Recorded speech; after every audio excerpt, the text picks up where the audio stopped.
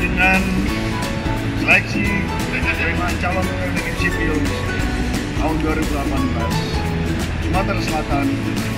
Saat ini dari lebih kurang 60.000 yang mendaftar, 17.000 lebih yang memenuhi syarat untuk mengikuti tahapan ini.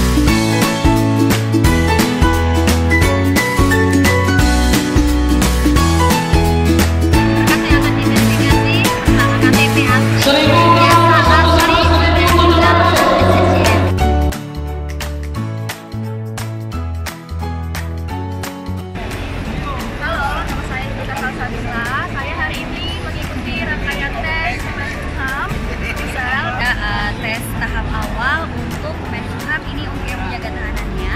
Di sini rame banget, tapi aku udah selesai dari pengukuran tinggi badan, terus verifikasi berkas, dan semuanya udah selesai. Dan alhamdulillah dapet ini. Doain ya, semoga lancar sampai habis.